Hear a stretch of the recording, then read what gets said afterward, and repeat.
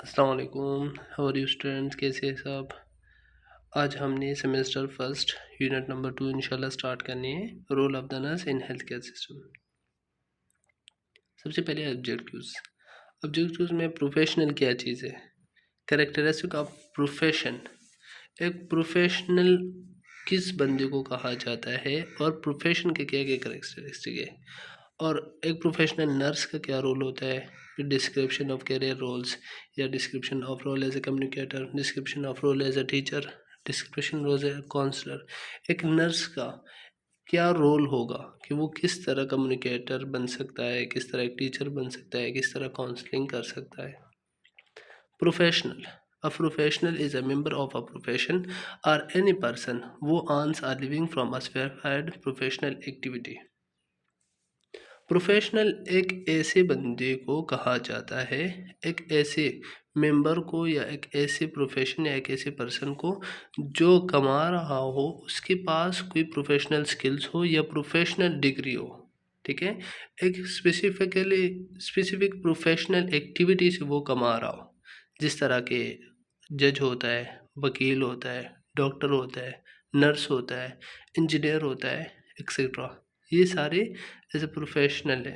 ठीक है, और एक प्रोफेशनल फील्ड से ही ये अर्निंग कर रहे हैं। Characteristic of a profession.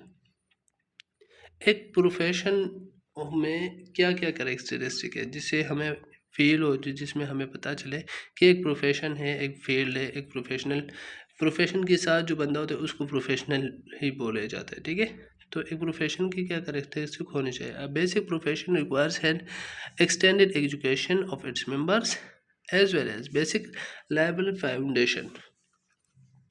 Mean एक बेसिक प्रोफेशनल रिक्वायरमेंट्स होनी चाहिए, उनके पास जो नॉलेज होने चाहिए, जो मेंबर्स होने चाहिए, जो मेंबर्स है, जो उनके पास जो नॉलेज है या स्किल्स है, वो एक्सटेंडेड मतलब बहुत वसी होना चाहिए, एक जगह तक महदूद नहीं होना चाहिए। जिस तरह फॉर एग्ज़ाम्पल एक बंदा होता है, जिस तरह मैकेनिक होता है, गाड़ियाँ बना रहे होते हैं। ठीक है, तो वो जो चीज़ सीखता है वो अपने शागिर्द को वो सिखाता है, फिर उसका शागिर्द भी वही चीज़ फॉलो करता रहता है, करता रहता है। जब उसका शागिर्द अपना किसी और शागिर्द को सिखा रहा होता है, लाइफ में जब वो उस्ताद बन जाता है, फिर अपने शागिर्द को सिखा रहा होता है, तभी वो चीज़ वही फिर से वही उसको सिखा रहा होता है। तो इस तरह नहीं, इसमें एक्सटेंडेड एजुकेशन का मतलब ये है कि जो प्रोफेशनल बंदा होगा वो डेली बेस पे न्यू न्यू चीज़ें जो है इन्वेंशन करेगा, डेली न्यू न्यू सर्चेस करेगा, रिसर्च करेगा एक चीज़ पे, और मॉडिफाई करेगा खुद अपने आप को। और वो एक आज़ाद ख़याल होगा, ये जो फाउंडेशन होगा या इसकी मेंबर्स होगी, ये आज़ाद ख़याल होगी, मतलब ये किसी के मातहत नहीं होगी, किसी के अंडर नहीं होगी कि किसी के अंडर ये काम करे, कोई बंदा इसके ऊपर हुक्म चलाए और ये वैसे ही करते रहे, नहीं। ये एक लायबल फाउंडेशन होगा, लिबरल फाउंडेशन की आज़ादी से ही अपनी सारी चीज़ें पहुँचाए, अपने सब कुछ करे। A profession has a theoretical body of knowledge leading to define skills, abilities and norms. Profession जो है ये एक थ्योरेटिकल बॉडी है, हम थ्योरी पढ़ते हैं, हमारे पास नॉलेज आ जाता है, फिर हम स्किल्स करते हैं और स्किल्स की बेस पे ही हमें सब कुछ सीख जाते हैं। जिस तरह एक नर्स BSN पहले 4 ईयर डिग्री वो पढ़ रहा होता है। ठीक है, फिर वो जाता है 1 साल इंटर्नशिप के लिए, इसके साथ साथ वो स्किल सीख रहा होता है, फिर उसमें ये काबिलियत आ जाती है कि वो नर्स कहलाने के काबिल हो जाता है। ठीक है, और उसके कुछ उसूल होते हैं जो वो उसूलों पे चल रहा होता है। जिस तरह के हमारे लिए सारे पेशेंट सेम होंगे, हमारे लिए कोई अमीर गरीब नहीं होगा, हमारे लिए कोई हमारा रिश्तेदार या गैर ये नहीं होगा, हम सबको एक जैसे ही ट्रीट करेंगे। Members of a profession has autonomy, decision making and practice. जो प्रोफेशन की फील्ड के जो मेंबर्स होंगे, ठीक है, उनके पास इख्तियार होगा, ऑटोनॉमी होगा, वो हर एक डिसीजन खुद अपने आप से लेंगे, खुद प्रैक्टिस खुद करेंगे। ठीक है, अपने प्रैक्टिस की बेस पे ही डिसीजन लेंगे, वो किसी के मातहत नहीं होगी कि किसी का सब्र करे, कि किसी से पूछे कि मैं ऐसे ये काम करूँ या नहीं करूँ, नहीं, वो खुद ही सब कुछ, जितनी भी डिसीजन होगी ये खुद डिसीजन मेकर होगा, खुद ही उसी टाइम जो मसला आएगा, जो इमरजेंसी आएगी, उसको भी खुद ही हैंडल करेगा और खुद ही डिसीजन लेगा कि इस सिचुएशन में क्या करना चाहिए। The profession has a code of ethics for practice. ये एक ऐसा प्रोफेशन है जिसमें कोड ऑफ एथिक्स मतलब ज़ाबिता अखलाक की अच्छी अखलाक का मुजाहरा करना है। प्रैक्टिस के साथ हम जब भी मरीज़ को अटेंड करने जाए हम प्रोफेशनल बनते हैं, तो प्रोफेशनल बंदी को होने के साथ साथ हम पेशेंट के सामने एज अ प्रोफेशनल एक अच्छे अखलाक के साथ उनसे पेश आएंगे और अच्छे अखलाक के साथ उनको ट्रीट करेंगे। Integrity is maintain by adherence to code of conduct. हमने क्या करना है, दयानतदारी से काम करना है। दयानतदारी से हमने उसको ट्रीट करना है, दयानतदारी के साथ उसका ख्याल रखना है। कोड ऑफ कंडक्ट कि जो चीज़ हमें अखलाक से सिखाई गई है अच्छी तरीके से बिल्कुल अखलाकियात के साथ उसको ट्रीट करना है और दयानतदार रहना है मरीज़ के साथ। दयानतदारी के साथ मरीज़ को अच्छे से ट्रीट करना है। Services provided by public good. जो सर्विसेज हम दे रहे होते हैं अच्छी से अच्छी सर्विसेज लोगों को दे। ऐसा नहीं कि ये जज है, ये वकील है, ये बहुत बड़ा बिजनेसमैन है तो मैं इसके आगे पीछे घूमता रहूँगा, मैं इसको अच्छे से अच्छे केयर करता रहूँगा, और ये दूसरा बंदा है, ये किसान है या ये गरीब है या ये कमज़ोर है, इसके पास तो पैसे भी नहीं है, तो मैं उसको बस ऐसी ही बस इंजेक्शन लगा दिया चला गया और उसको दोबारा फिर हाल पूछने तक नहीं आया। नहीं, हम दोनों को सेम ही ट्रीट करेंगे, दोनों को at the time same treatment देंगे।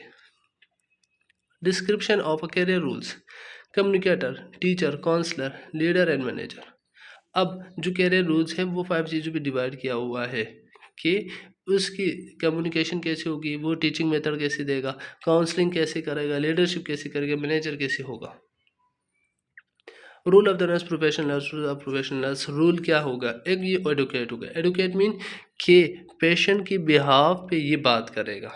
अगर कोई इसके साथ ज़्यादती कर रहा है, फॉर एग्जांपल एक मरीज़ है और जो हमारा नर्स है, इन दोनों के आपस में नहीं बनती, या कोई फैमिली क्राइसिस आई हुई है, क्राइसिस इस तरह है कि फैमिली मतलब झगड़े वगैरह हुए हैं और ये मरीज़ यहाँ पे एडमिट है और ये इसको सही तरह से ट्रीट नहीं कर पा रहा है, या फॉर एग्जांपल ये मरीज़, 2 मरीज़ है हमारे पास, एक मरीज़ जो है वो अच्छी फैलती हेल्थी वेल्थी फैमिली से है और अच्छी खाते पाते घराने से है और अच्छा खाता है, ठीक है, और दूसरा बंदा बहुत गरीब है, ठीक है। तो इस तरह नहीं कि एक नर्स ये करे कि एक पेशेंट के पास जाए जिसकी उसके साथ बनती है उसका बहुत अच्छा ख्याल रखे, और जो गरीब घराने से जिसके साथ इसकी नहीं बनती उसको ट्रीट ही नहीं करे, उसके टाइम पे वाइटल साइन ही नहीं ले, उसके टाइम पे ट्रीटमेंट ही नहीं करे, तो हम उसकी वकालत करेंगे। पहले उस नर्स को समझाएंगे कि आप ये गलत कर रहे हो, आप इसको अच्छे से ट्रीट करें। अगर फिर भी वो नहीं मानता तो हम पेशेंट की वकील बन के उसके बिहाफ पे हम अपने सीनियर इंचार्ज या ऊपर के बंदे को हम बात करेंगे, उस तक उसका ये कंप्लेंट पहुंचाएंगे कि या इसको समझा दे, या ये नर्स चेंज करे, या ये डॉक्टर चेंज करे, क्योंकि ये इसके साथ ज़्यादती कर रहा है और मरीज़ की हुकूक को ख़त्म कर रहा है, मरीज़ को उसका हक नहीं दे रहा। केयर प्रोवाइडर अच्छा केयर देगा, प्रोवाइड करेगा। मैनेजर कैसी सारी सिचुएशन को, हर एक चीज़ को, हर इमरजेंसी को, जो भी सिचुएशन आ जाए, फॉर एग्जांपल एक नर्स है वो पूरी रात ड्यूटी कर रही है, ठीक है, दूसरी नर्स है वो सुबह उसकी मॉर्निंग ड्यूटी है लेकिन वो रोज़ाना लेट आती है, तो हम एज ए मैनेजिंग उसको कैसे करेंगे, हम उसको देखेंगे कि उसका इशू क्या है। अगर वो मॉर्निंग में जल्दी नहीं आ सकती तो उसकी ड्यूटी हम इवनिंग या नाइट भी कर लेंगे, ठीक है, ताकि दूसरा बंदा सफ़र ना हो। लीडर, एक अच्छा लीडरशिप का काम हम अप्लाई करेंगे।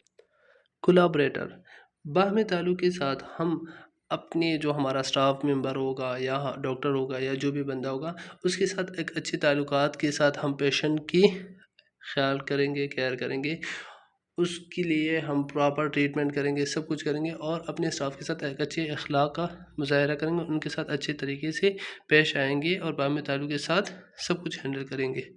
एडुकेटर, एजुकेशन प्रोवाइड करेंगे, मरीज़ को उसके डिज़ीज़ के बारे में उसको समझाएंगे कि उसको क्या इशू है, सारी चीज़ें सच सच और डिटेल के साथ बताएंगे। रिसर्चर, और रिसर्चर होगा एक नर्स, वो एक चीज़ पे दोबारा रिसर्च करता रहेगा कि इसमें क्या क्या चेंजेस हो सकते हैं या न्यू इसमें क्या क्या इन्वेंशन डेवलपमेंट हुई है।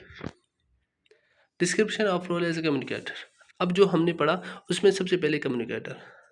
Communication is a process exchanges information and generating and transmitting meaning between two or more individual. Communication एक ऐसा प्रोसेस है जिसमें हम अपनी आइडियाज़, अपनी बातें, अपने सब कुछ एक्सचेंज कर रहे होते हैं, इंफॉर्मेशन दे रहे होते हैं, इंफॉर्मेशन जनरेट करते हैं, ट्रांसमिट करते हैं एक बंदे से दूसरे बंदे को। First learn how to be an effective communicator. अगर एक नर्स चाहती है कि मैं, उसकी ख्वाहिश होती है कि मैं एक बहुत ही अच्छी कम्युनिकेटर बनूं, केयर गिवर बनूं, कि मैं अच्छी से अच्छा केयर दूं, तो उसको एक अच्छा केयर गिवर या अच्छा कम्युनिकेटर कि उसकी कम्युनिकेशन स्किल बहुत अच्छे हो, उसको बात करने का तरीका सलीका आता हो कि किस तरह एक मरीज़ को डील करना है, किस तरह अपने स्टाफ के साथ बात करनी है, किस तरह कौन सी लैंग्वेज, किस तरह अच्छे अखलाक के साथ, अच्छे तरीके से के साथ, अच्छे बिहेवियर के साथ हमने दूसरे के साथ बात करनी है। ये होगा effective communicator. Communication skills are the building block of professional relationship between nurse and patient, nurse and nurse, and nurse and other health member. Communication एक ऐसी स्किल है जो एक बिल्डिंग ब्लॉक्स बना रहा होता है, एक रिलेशन बना रहा होता है नर्स और मरीज़ के दरमियान, या नर्स और नर्स के दरमियान, या नर्स और डॉक्टर या दूसरे हेल्थ मेंबर्स के दरमियान। जो एक अच्छा कम्युनिकेशन स्किल डेवलप हो जाता है तो इनकी दरमियान में एक अच्छा बॉन्ड बनता है। Process of communication. The communication process initiated by on a stimulus. The sender or source encoder the message is a person or group. वो initiate to begin the communication process. Communication process एक ऐसा है कि हम किसी को stimulate कर रहे होते, किसी को आगाह कर रहे होते, किसी तक इंफॉर्मेशन या आइडियाज़ या कोई बात पहुंचा रहे होते हैं और वो उसका रिप्लाई हमें दे रहा होता है। जिस तरह के फॉर एग्जांपल फर्स्ट सेंडर या सोर्स जो क्या करता है, एक मैसेज टाइप करता है, उसको इनकोड कर देता है, एक एनवेलप में बंद कर देता है मैसेज को और उस पर उसका पता लिख देता है। ठीक है, अब यहाँ से कम्युनिकेशन प्रोसेस शुरू हुआ है। इसने इसके ऊपर एड्रेस लिख दिया कि ये फला बंदे को जाएगा और फला बंदे को जाके वो वहाँ से उसको ओपन कर लेता है और वो फिर उसका जवाब देते हैं। ठीक है, अभी इसने इनकोड किया। जिस तरह हम जाते हैं पोस्ट ऑफिस, वहाँ पे हमने किसी को फॉर एग्जांपल पार्सल भेजना है या कोई चीज़ भेजना है, उसका एड्रेस दे देते हैं तो वो हमेशा उसी एड्रेस पे ही उस बंदे को पहुंचता है। ऐसा नहीं कि उसकी जगह किसी और बंदे को पहुंच जाए और कोई और बंदा उसको देखे और वही बंदे उसको जवाब दे। The message is the actual physiological process of the source. It might be speech, interview, conversation, chat, gesture, memorandum, nursing note. The channel communication is the medium the sender has selected to send the message. Message एक ऐसा actual physically एक ऐसा source है जिसकी बुनियाद पे हम क्या करते हैं, दूसरे के साथ कम्युनिकेशन स्टार्ट करते हैं, एक स्टिमुलस देते हैं या किसी रद्द-ए-अमल को हम शुरू करने या उभारने वाली ये चीज़ है जिसको स्टिमुलस कहा जाता है। ठीक है, अब ये किस शक्ल में होगी, या तो स्पीच इंटरव्यू में होगी कि आप कन्वर्सेशन स्टार्ट करो, बातें करना शुरू करो, कन्वर्सेशन करो चार्ट्स की जगह। ठीक है, या गेस्चर जो शक्ल वगैरह बना रहे होते हैं बंदा। ठीक है, या मेमोरेंडम कि याददाश्त के तौर पे आप किसी को याददाश्त के लिए कोई चीज़ याद दिलाओ, या नर्सिंग नोट लिखो। ये चैनल ऑफ कम्युनिकेशन मीडियम जो है ना, ये सेंड करेगा, सेंडर जो है वो सेलेक्ट करेगा कि कौन से मैसेज को किस वे पे हमने सेंड करना है, वो डिसाइड करेगा जो सेंडर बनता, जो इनकोडर हो, जो इनकोड करता है मैसेज को। द चैनल में target any of the receiver senses. ये टारगेट करेगा चैनल कि कौन से चैनल को मैंने इसको भेजना है और रिसीवर उसको कलेक्ट करे और उसको वो जाने पहचाने कि मैंने क्या बात की हुई है। Confirmation of the message provide feedback. जो फीडबैक होगा उसकी तरफ से जो मुझे मैसेज वापस आएगा तो उसकी कंफर्मेशन होगा कि हाँ मेरा मैसेज उसको पहुंच चुका है। अब जैसे कि यहाँ पे सेंडर क्या करता है, इनकोड करता है एक मैसेज को। ठीक है, अब ये मैसेज नॉइज़ की शक्ल में भी हो सकता है, ठीक है, बातों की शक्ल में, शो की शक्ल में, और फिर वो क्या करता है, इस मैसेज को रिसीवर डिकोड कर लेता है, इसकी कोडिंग उतार के डिकोड कर लेता है, मैसेज को वो देख लेता है और फिर वो मैसेज का फीडबैक देता है किसको, एक सेंडर को। Forms of communication. Verbal communication is exchange of information using words, including both the spoken and written words. Verbal communication ये है कि इसमें हम इंफॉर्मेशन एक्सचेंज कर रहे होते हैं थ्रू वर्ड्स के ज़रिए, अल्फाज के ज़रिए। इसमें स्पोकन या रिटन वर्ड्स दोनों होंगे। जिस तरह हम जा रहे होते हैं और रोड के ऊपर लिखा होता है कि होटल है, या आप 10 कदम आगे पेट्रोल पंप है, ठीक है, या इस तरह अलग अलग सी वर्ड्स फॉर्म में आपको कोई चीज़ आपको नज़र आए और आपको पता चले, आपको एक इन्फॉर्मेशन मिले कि हाँ नेक्स्ट ये चीज़ होने वाली है, ठीक है। अभी वर्बल फॉर्म में भी हो सकते हैं, रिटर्न वर्ड्स में भी हो सकते हैं। Non verbal communication, the transmission of information without the use of the words term as non verbal communication, also known as body language. जो बॉडी लैंग्वेज है, जो इशारों से आप किसी को समझा रहे हो, इशारा कर रहे हो, जिस तरह गूंगे लोग एक दूसरे को इशारा कर रहे होते हैं, बातें समझा रहे होते हैं, वो है नॉन वर्बल कम्युनिकेशन। अब इंट्रापर्सनल कम्युनिकेशन, इंट्रापर्सनल कम्युनिकेशन आसाफ्टा is the communication what that happens within the individual.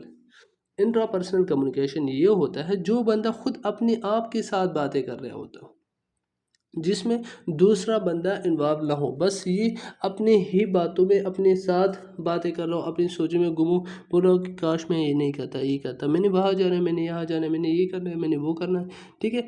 इस तरह के जो खुद अपने साथ बातें कर रहा होता है इसको इंट्रापर्सनल कम्युनिकेशन कहते हैं। इंटरपर्सनल कम्युनिकेशन अगर बिटवीन टू और more people with the goal of exchange message. Interpersonal communication हमेशा दो या दो से ज़्यादा बंदों के दरमियान होगा, ठीक है। 3 बंदे भी हो सकते हैं, 4 भी हो सकते हैं, जो क्या करते हैं अपने एक दूसरे को इन्फॉर्मेशन देते हैं और जो आइडियाज़ है या जो गोल्स है या जो पॉइंट्स है या जो मैसेज है वो क्या करते हैं एक्सचेंज कर रहे होते हैं, अपने ख्यालात एक दूसरे को बता रहे होते हैं। Group communication include small group organisation. Group communication ये कि ग्रुप की फॉर्म में लोग इकट्ठे हो जाए और वो एक दूसरे से आइडियाज शेयर कर दे, जस्ट लाइक जैसे कि फॉर एग्ज़ाम्पल तबलीग जुमात आते हैं, वो सारे लोग इकट्ठे बैठ के एक दूसरे के साथ बातें शेयर कर रहे होते हैं, या कोई सेमिनार हॉल होता है वहाँ पे एक एक बंदा आता है और अपनी बातें शेयर कर रहा होता है, या हम कोई कम्युनिटी विज़िट करें, कम्युनिटी में जाए, लोगों में वहाँ पे हेल्थ रिलेटेड उनसे बातें करें, उनको समझाए। कन्वर्सेशन स्किल्स, अब कन्वर्सेशन स्किल्स है control the tone of your voice so that you are conveying exactly what you mean to say and not a hidden message. जब आप किसी से बात करना चाहो, चाहे आप सही बात भी कर रहे हो, लेकिन अगर आपकी बात का टोन जो है, बात करने के जो टोन का तरीका है, वो आप इतनी लाउड आवाज़ में बोलना शुरू करो कि दूसरे बंदे को फील हो कि ये तो मुझ पे चिल्ला रहा है या मुझे बदतमीजी से बात कर रहा है, ठीक है, तो ये एक अच्छा कन्वर्सेशन स्किल्स नहीं होगा, ठीक है। आराम से अपने टोन को काबू में रख के आराम से आपने उसके साथ बात करनी है और जो मैसेज आप, जो हिडन मैसेज आप उसको पहुंचाना चाह रहे हैं वो इजीली आप उसको बता दें। Be knowledgeable about the topic conversation and have accurate information.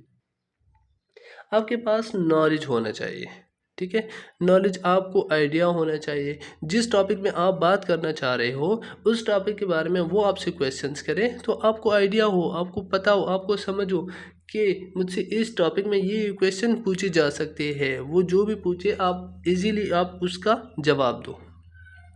Information होनी चाहिए आपको। Optimal pace is consider the pace of any conversation और इनकाउंटर विद अ पेशेंट।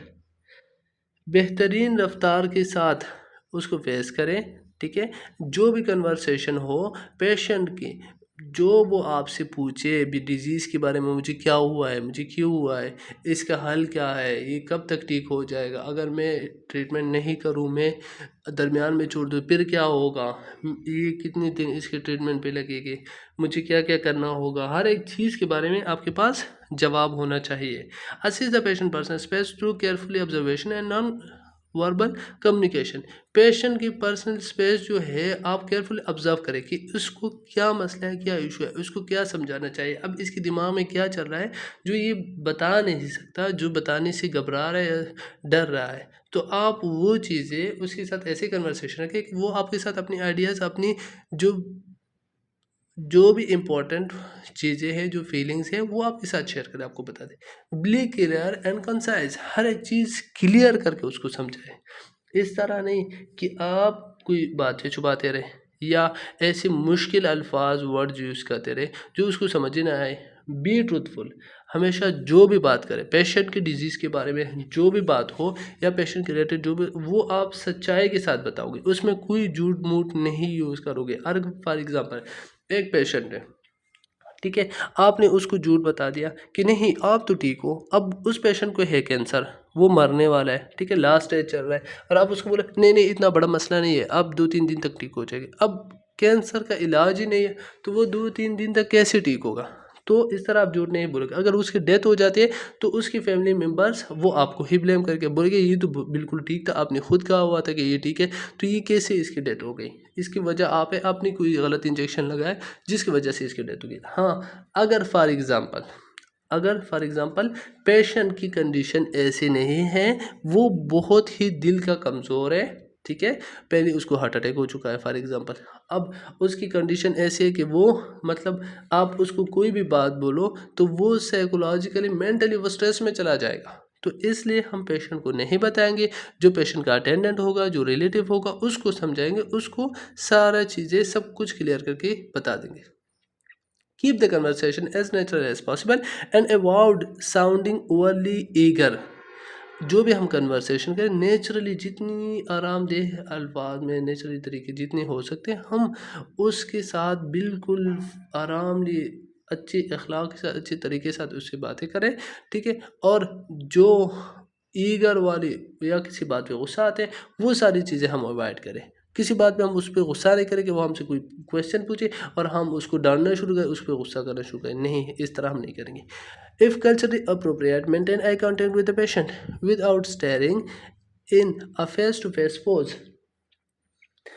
अगर कल्चरली है तो आप क्या करें, आई टू आई कांटेक्ट, उससे आंखें मिला के आप बिल्कुल फेस टू फेस उससे बात करें, उससे आइडियाज़ शेयर करें, उसको बताएं, उसको समझाएं हर एक चीज़ के बारे में, उसको वर्बली और ईगर जिस तरह गेस्चर्स हम बना रहे होते हैं हम उसी तरह इजीली उसको समझाएं, कोई भी चीज़ उससे नहीं छुपाए ताकि उसको किसी चीज़ पे शक ना हो। अगर हम आगे छुपाते रहेंगे, हम नीचे देखेंगे, हम इधर उधर देखेंगे तो वो चीज़ ज़्यादा इफेक्टिव नहीं होगा, वो इस पर ज़्यादा असर नहीं करेगा। Indicate that you are paying attention to what the patient saying by using appropriate facial expression and body gestures. Be attentive to both your own and the patient verbal and non verbal communication. Indication ये जब उसको आपकी attention चाहिए, patient आपसे कोई बात discuss करना चाह रहे हैं, अपने एक्सप्रेशन आपको देना चाह रहे हैं, अपनी तकलीफ़ बताना चाह रहे हैं, तो आप ऐसा नहीं करोगे कि आप बोले अच्छा कभी मोबाइल में आप लगे रहो, मैसेजेस करते रहो, कभी इधर देखो, कभी हाँ कैसे हो, क्या हाल है, कभी दूसरे नर्स से बातें करो, कभी दूसरे मरीज़ से बातें करो। अब वो पेशेंट आपकी अटेंशन चाह रहा होता है और आप ख़ुद को किसी दूसरी चीज़ों में आप इस तरह करते हो कि पेशेंट को इग्नोर कर रहे हो, ठीक है। तो इसी से क्या होगा, पेशेंट क्या आपके साथ कम्युनिकेशन अच्छा नहीं होगा, वो आप पे ट्रस्ट बिल्ड नहीं कर पाएगा, आप पे ट्रस्ट नहीं कर पाएगा, आपको हर एक चीज़ नहीं बता पाएगा। Think before responding, the patient responding impulsively tends to disrupt communication and listening. जो भी रिस्पॉन्स दे, जो भी मरीज़ की बात का जवाब दे तो पहले आप सोच समझ के देखे कि उसको अच्छी तरह से सुने, उसकी बातों को सुने, फिर सोच समझ के उसके हर बात का जवाब दे, रिस्पॉन्ड करे। Do not pretend to listen, most patient are sensitive to attitude of feeling attention or to boredom and apathy। ऐसा नहीं करें, कोई आप इस तरह नहीं करेंगे कि आप उसके साथ फ़रेब करें या उसको झूठी कोई बात कहे, झूठा न बने, ठीक है। आप उससे कोई भी बात झूठी नहीं कहोगे, सारी बातें हर एक चीज़ उसको बिल्कुल क्लियरली वाज़ेह तौर पे सच सच बताओगे, ठीक है। और इस तरह भी नहीं बताओगे कि फ़जूल बातें आप शुरू करें और उससे पेशेंट बोर होना शुरू हो जाए, ठीक है। और इस तरह भी नहीं करेगी कि आप उसको इस तरह बनाएं कि पेशेंट ख़ुद अपने आप को बहुत ही बेहिस और लाचार समझने शुरू कर दे, ठीक है। कि वो समझे कि मैं तो बहुत ही कमज़ोर हूँ, देखो मैं इससे बातें कर रहा हूँ, मेरी कोई बात ही नहीं सुन रहा, मेरी तकलीफ़ होती है, मेरी तकलीफ़ कोई ख़त्म नहीं कर रहा, मेरे साथ की मेरी बीमारी को कोई हल करने की कोशिश नहीं कर रहा। तो हमेशा पेशेंट के साथ बहुत अच्छे से पेश आना है, बहुत अच्छे तरीके से उसको ट्रीट करना है, उसका बहुत अच्छे से ख्याल रखना है। बस आज का टॉपिक हमारा यहाँ तक था। इंशाल्लाह नेक्स्ट हम दूसरा जो रिमेनिंग चैप्टर रहता है वो नेक्स्ट जो हमारा लेक्चर होगा उसमें हम कवर करेंगे। Thank you so much. अल्लाह हाफिज़, टेक केयर।